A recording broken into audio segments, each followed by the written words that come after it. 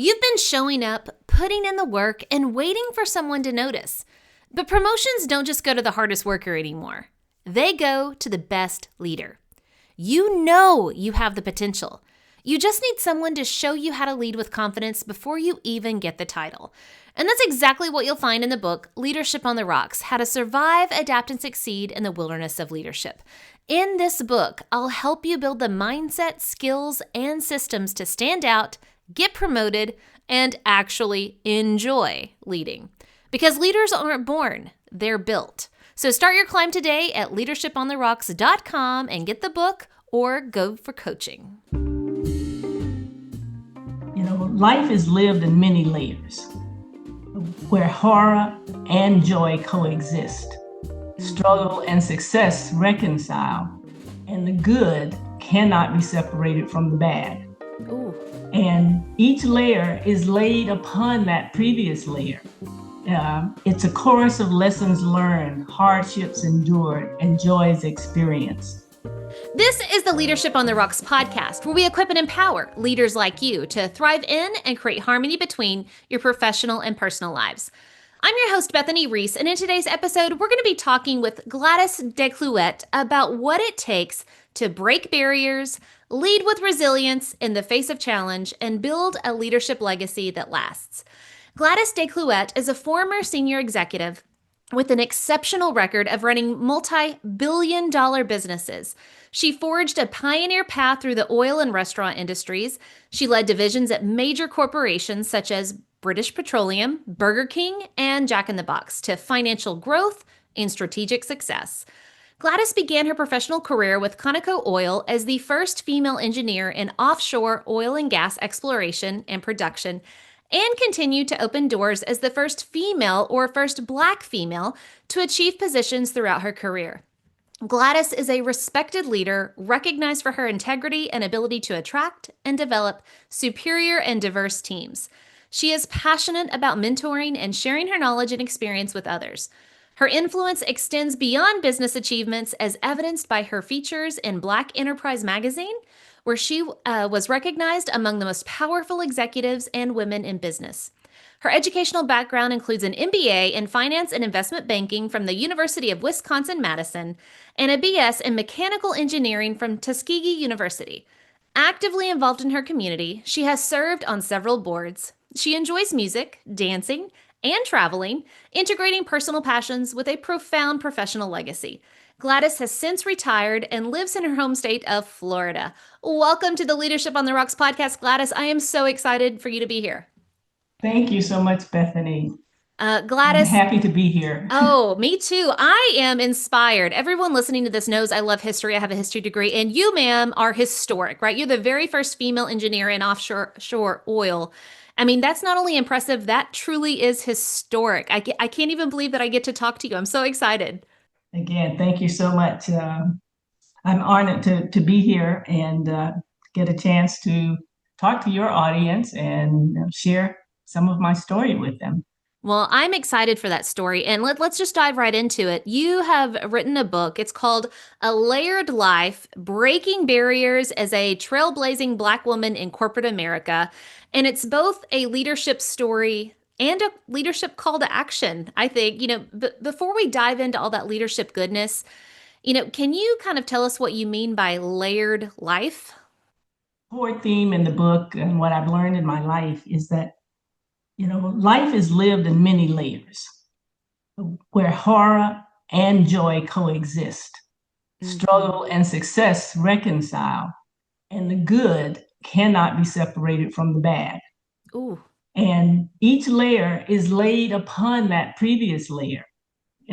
It's a chorus of lessons learned, hardships endured, and joys experienced. And that every element carves its mark on your journey. So how we live each layer is affected by our experiences in each of the previous layers. And that is what I tend to speak about in my book. I think that's so good. We can get so one-dimensional in the way that we look at life. And you're like, there are layers, but they're also all connected. And I think that's so important. So thank you for just starting us off with that definition. I like to always start off with what do you mean by that title or that word before we dive into it. You know, you've had multiple layers. Everybody lives these multiple layers. And so I just can't even imagine the first woman in so many areas, but the first Black woman in even more areas. I mean, that has got to feel like an uphill climb and battle. Like you're shattering all these glass ceilings, right? So, what mindset and actions have helped you not just survive that adversity, but turn it into momentum for success? Well, each time that we face adversity, it's no matter how big or how often we face it, we have to have courage, commitment, and tenacity just to remain resilient. Mm. And instead of giving up in the face of adversity, we have to take personal accountability and work even harder and smarter toward our goals. And I personally believe that if we maintain our faith and we keep pushing forward, we'll get through it, whatever the adversities are, and we'll get to where we want to go. Um, that has been my personal philosophy. And I will also say, in terms of mindset, I am an engineer, as you mentioned, by education, by professional practice, but also I think just innately, I have an engineering mindset, which, Mm. and I talk about that in my book. But I think what that also does for me when it comes to dealing with adversity, and keeping momentum in life, is that it allows me to approach most things as a learning opportunity. Oh, that's So good. instead of me remaining locked into the negativity of a bad experience, I will focus on, what can I take from this to move me forward in a positive way? I Man. use those experiences, and particularly, a lot of the bad and challenging experiences, when you're, out there breaking barriers. I Hmm. use those things to help build my character and to teach me how not to treat other people. Oh, that's And so good. I aim to be instrumental in creating change in corporate cultures people, so that all people would be able to contribute and succeed free of that racism, sexism, and sexual harassment. And so I would take those things and really just focus on building myself into being a better leader. Oh, that's so amazing. You know, just kind of thinking through all of the amazing things that you just explained to us of the mindset and actions to survive adversity. First, you were talking about you got to have faith and resilience. It's going to help you navigate those things. But then you talked about, a lot of us have heard about growth mindset. I feel like you just established a new one, the mindset of an engineer. Engineers look at problems and they backwards design it of, what's actually happening here, what's going on, how can I navigate and get around and solve this challenge or this problem. And I feel like that is such a beautiful mindset to have because what you did is you learned from that and then you're always focused on passing the lesson on to other people. I feel like you've just established a new mindset for a lot of us, the engineer mindset. I love it. Man, so, let's dive into that because again, I can't even imagine, you know, the adversity, we've mentioned that you went through. I mean, oil and gas is so male dominant. And we're not going to paint our men in society with a broad brush of toxic masculinity or anything like that. But still, if you are the only person that's like you in a room, it's got to be uncomfortable. Whether you're a man, whether you're a woman, whether you're a Black woman, whether it doesn't matter. If you're the only one that's like you, it can be uncomfortable. So, talk about, as a woman of color in a male dominated business, what barriers did you face? And then how did that shape your leadership path? Yeah, I did have I'd say a double whammy, but in certain circumstances, offshore Louisiana and Texas back in the late 70s, I actually had four strikes against me. Mm. Um, but we probably don't have time to get into all of those detailed explanations. But Would you mind just briefly touching on what were the four strikes, and then you can choose to go deep into whichever yeah, one you want. um, well, what I was referring to with the four strikes is when I was out working in the field, when I had to go Mhm. out on an actual production platform, an actual drilling rig, and I'm out, in the middle of the ocean. In that environment back then, not only was it extremely, um, you know, a macho man, chauvinistic mentality, one where they openly would say, you should be home barefoot and pregnant and, get your whatever off this rig. But it was also an environment where, at least in those days, I don't know about today, but typically the men were not college educated. And so they valued seniority and tenure. And so they did not like young college educated people. So not only was I a woman, but I was Black and I was young and I was college educated. So all four of those things together, the moment I appeared, I would get some very tough treatment. I had a foreman that I met for the very first time, and he was an older gentleman, and he never met me. And I walked up to him, came up to his station, went to his plant, and I went over to introduce myself, shake his hand. He didn't even shake my hand, and he immediately said something to me to the effect, and I won't use his literal words in some cases, but what he essentially said was, "Oh God, here is another one of those young, wet behind the ears, college educated whippersnappers who don't know blank from blank, or they're blank from a hole in the ground." Man. And that was the very first thing that came out of his mouth. What a first impression. That's awful. Yes.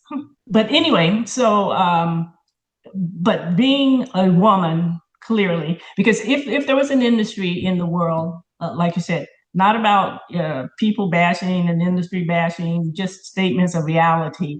If there was an industry in the world, and particularly back in the late 70s, the oil industry was the most powerful, the most male dominated and chauvinistic and macho man, particularly on the upstream side, the exploration and production side of the business.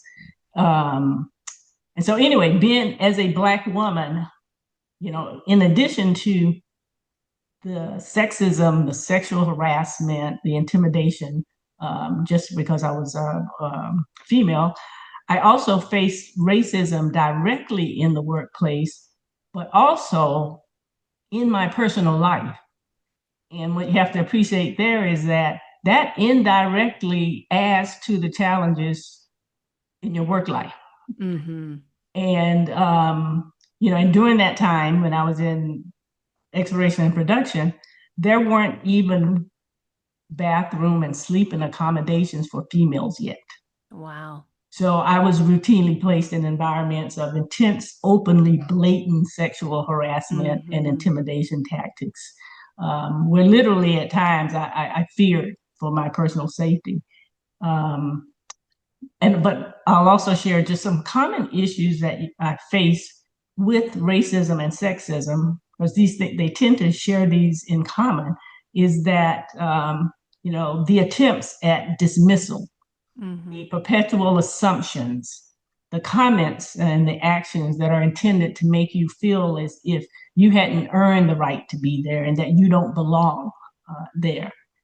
And also, before getting to know me or my true abilities, others often, made assumptions that I wasn't capable of successfully doing certain things until I proved otherwise, as opposed to the opposite, for my white male counterparts. They were assumed to be capable until they proved that they were not. Yeah. And that's what I refer to in this whole perpetual assumption game that would go on. And of course, the classic assumption, particularly back then, that I must be present for some other reason other than the business at hand, i.e., whether that's to serve the food or the coffee, or for some inappropriate, uh, sexual Mhm. related reason or whatever, but, you know, not giving me the respect of assuming that I'm there for the same business at hand that everyone else is. Yeah. Um, and then I will say that, after earning my MBA, that I returned to the oil industry. And then now I'm talking mid 80s. And at Mhm. that time, discussions around gender and racial equality in the workplace were gaining momentum in this country. And people were beginning to talk about, this invisible barrier Mhm. referred to as the glass ceiling. And so I was attuned to it, and I was, very observant when I went back to work out of MBA school to try and understand, what seemed to constitute the glass ceiling. And what I observed was that it was okay for women and people of color to move up to a certain point in staff and supportive roles, like HR or accounting or legal or something like that. Um, but women were not allowed in leadership, women or people of color were not allowed in leadership of what we called the line roles. And these were the roles where you made the actual business decisions that Mhm. directly control the profit or the loss of the business. Yeah. Such as running an actual major operational unit, or and most definitely not leading a business unit with responsibility for the top line sales and its Mhm. operational expenses. Thus, again, for the bottom line profit and loss of that company, Yeah. of that, division, unit, whatever. And getting to a C level, a C-suite position in a Mhm. line role was definitely like a needle in a haystack type thing.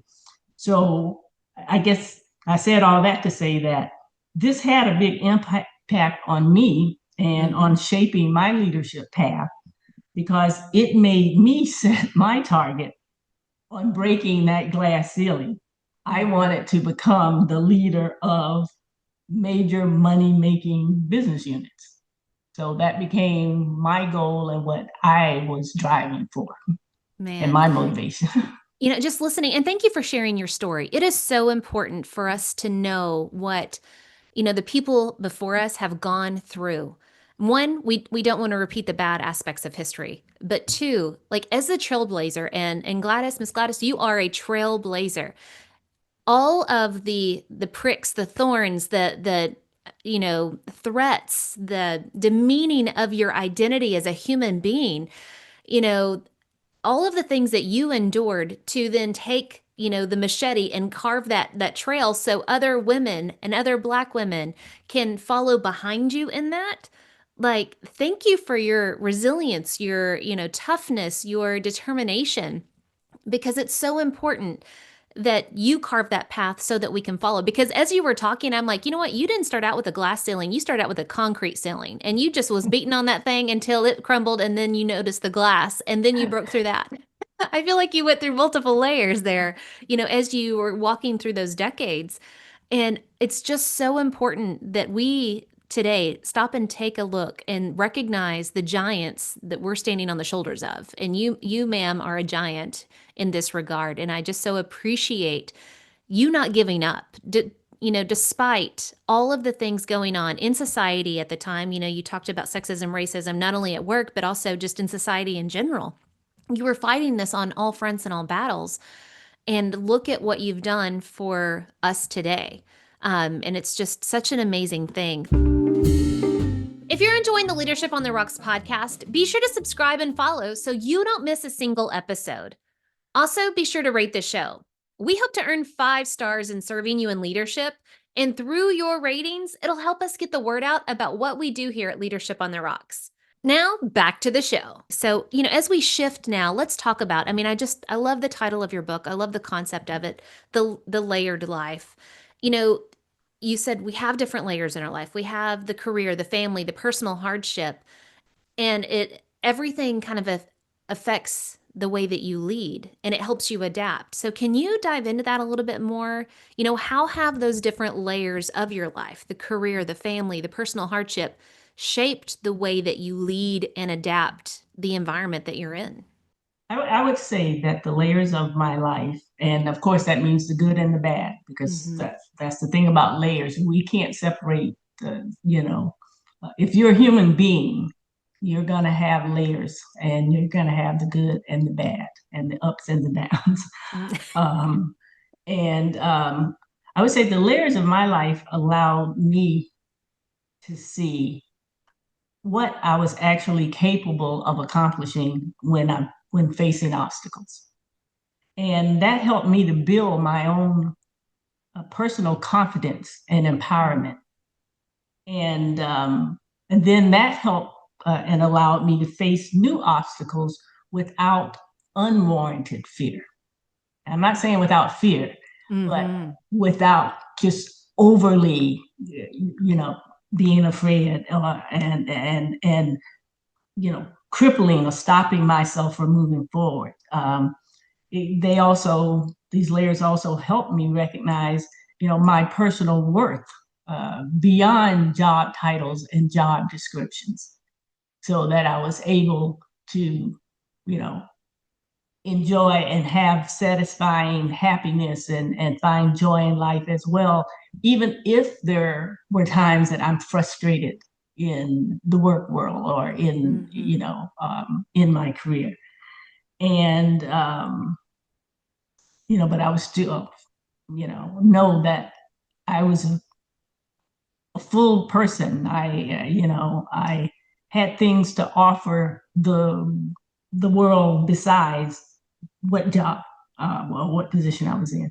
Um, Persevering through adversities while maintaining my integrity, which was always my goal and probably the most important thing to me. Uh, Doing that was proof to me of my resilience and my character.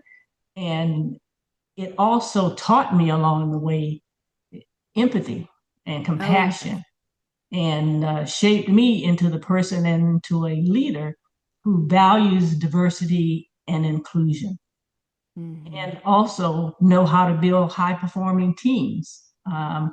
And I strive to make everyone feel valued and appreciated, which Yeah. is probably the most important key too to building great teams. Absolutely. I feel like you're dropping so much wisdom. It's like I wish we could dive into all of them. I know we don't have time for that, but you were talking about your identity doesn't come from a job title, a role, and even adding to that a paycheck or anything. Your identity, and I think some of those, whenever we hit those challenges and those barriers, it forces us to ask the question, who am I? Am I what these people say that I am? Am I what this title says? Because titles will come and go, right? Paychecks come Right. and go, relationships come and go. And you have to build your identity on something bigger than all of that, what people are saying about you, what title you have. And that is huge if people can do the work, and it's internal work, to do the work to say, who am I outside of what the world tells me that I am? And then Right, anchoring right. on that to weather all of the other storms as everything adapts. But then you dived into another deep concept that I do want to dive deep into because I think it's really helpful for leaders. And we're going to touch on some touchy subjects here. So, warning ahead. We have, specifically for my European friends in the United States, I mean, we've got so much political rhetoric going on, talking heads talking at each other. And so, currently, where the shift is, depending on when you're listening to this episode, there's getting rid of diversity, inclusion, and DEI, and all these things. But while that's a program, there's also the concept of it, and I want to dive into why as leaders, we need diversity on our teams.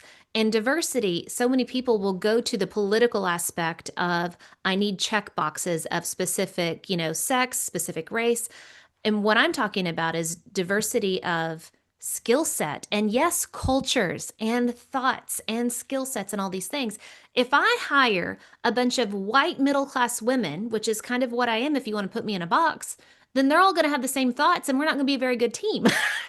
Because I'm missing so much perspective culturally, skill set wise, and all of that. So, can you dive in a little bit more to what role does inclusive leadership play into building high performing diverse teams, and what principles guide your approach in that?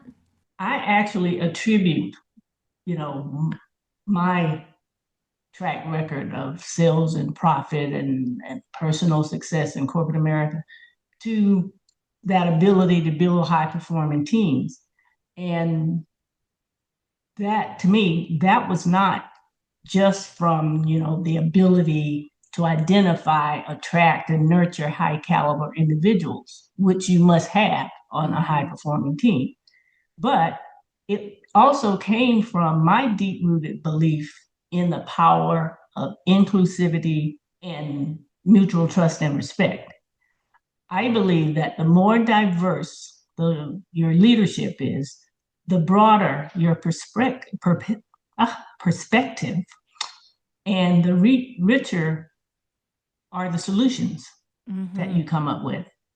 And by embracing this myriad of backgrounds, experiences, and worldviews, you're better equipped to serve your diverse clientele or customers and understand the needs and the aspirations of your diverse staff, Mm-hmm. and all of which is only becoming more and more diverse.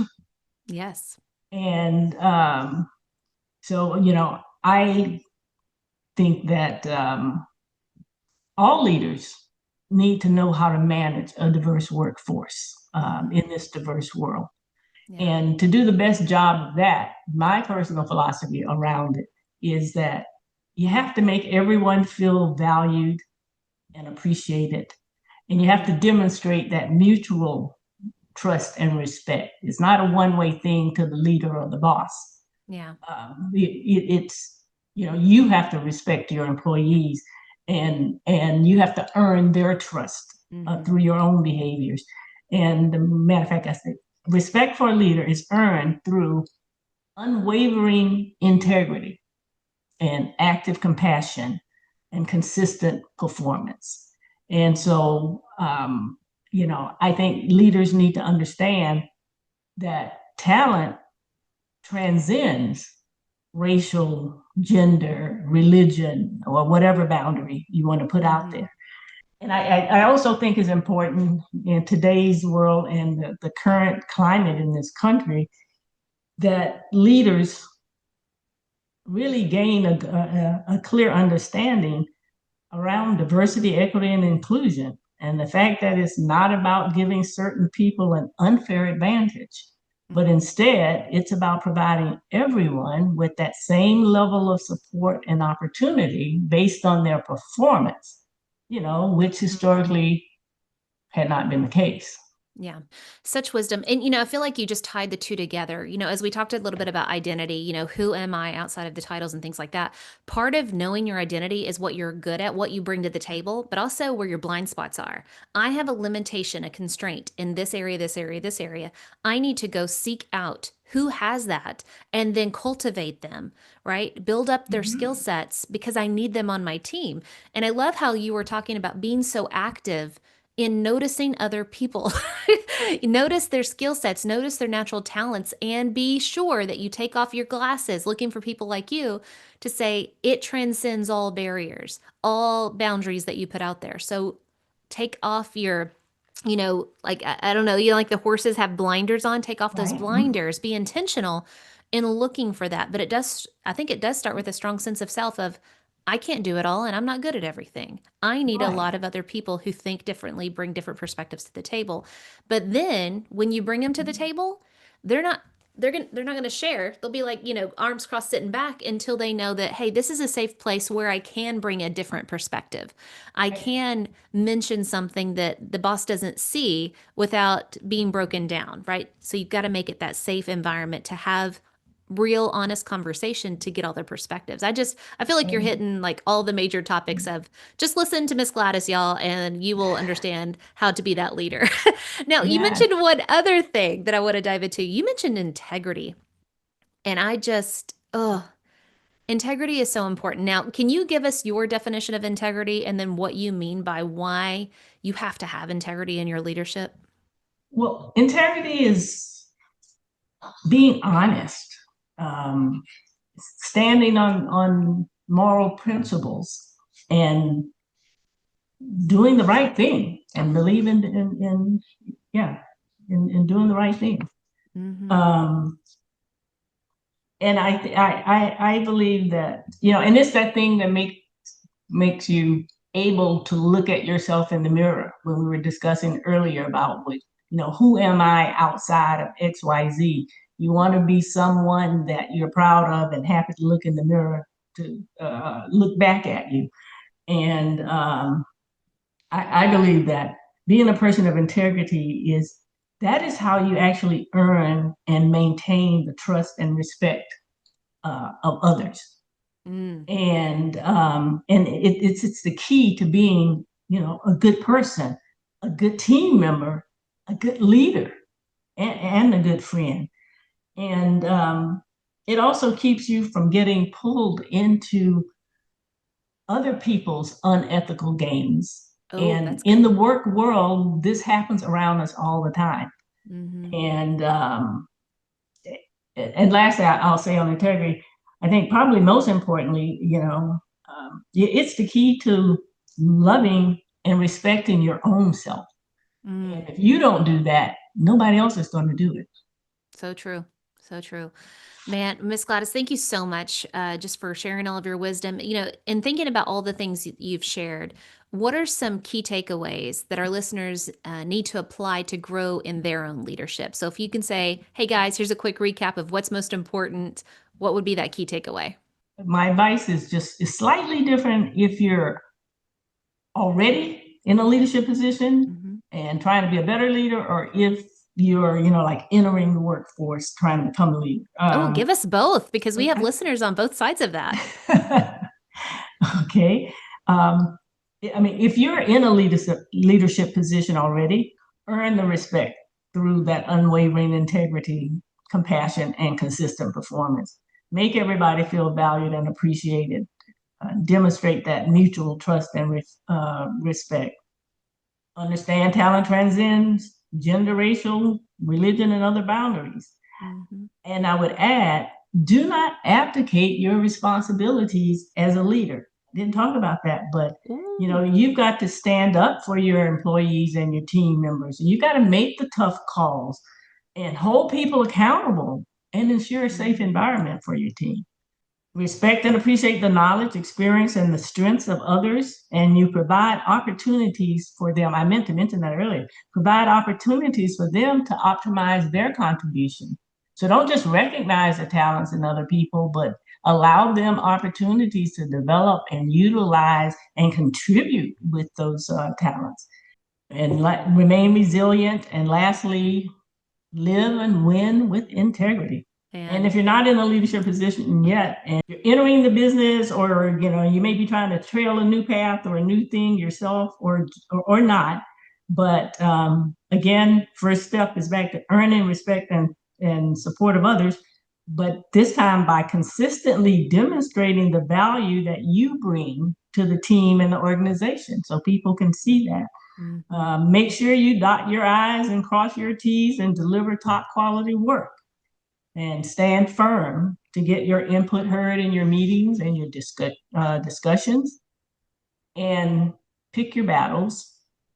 We don't have the energy and the resources to fight every single small thing that drives us crazy. So Yeah. fight the ones that matter most and have the Yeah. biggest positive impact. And again, remain resilient and live and win with integrity. Oh, it's so good. I love it. Love it. Such great advice. Now, let's go the opposite. What is one poor decision you would want our leaders to avoid? Like leaders, all leaders, don't do this thing. Don't do this one thing because you're better than that. And it's really going to bite you in the butt. What's the one poor decision? Not give the team credit Mm. for the team's achievements. Oh, that's so good. So good. You really do have to die to yourself in this regard of saying it's not about me, it's about them. They get all the Yes. credit. I take the blame, they get the credit. Yeah, they accomplish getting getting the job done, whatever that particular effort might be. But they're the ones who got out there and got together, worked together, served the customer, did whatever the endeavor was. But their energy and their effort is what made it happen. And you need to give credit where credit is due. So good. Absolutely. All right, Miss Gladys, where can the listeners go to learn more about you, your work, and then get a copy of your book, A Layered Life? Where can they get that? Let's see. So A Layered Life is sold anywhere books are sold, but the easiest way to get a hold to it is one. Of course, we all know it's on Amazon is the easy way to go. But I have a website, and on my website, it has a link to every retailer. You can see just click the Amazon, the Barnes and Noble, the Books R Us, whatever. And my website is easy to remember because it's my name. It's just www.gladysdeclouet.com. And you can learn about me and the book, and I'll be updating it with even more information. And also, I'm on LinkedIn. So Awesome. You can find me on LinkedIn under just Gladys DeClouet. Perfect. And I'll have links to all of those in the show notes, guys. So you can just click and there it is with one click of a button. Miss Gladys, thank you so much for being here. It was just amazing to learn from you. And thank you again for blazing the trail of everything that you've done, going first. So appreciative. Thank you for just sharing your story and your wisdom with us. It's been great. Thank you, Bethany. I really appreciate it. And I'm honored you had me on. Guys, until next time, continue putting in the work of building your life and leadership on the rocks, the essential rocks. God bless.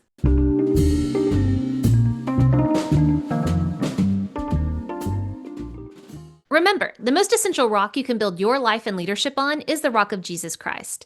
Today's Bible verse comes from Joshua chapter 1, verse 9. Have I not commanded you? Be strong and courageous. Do not be frightened and do not be dismayed, for the Lord your God is with you wherever you go.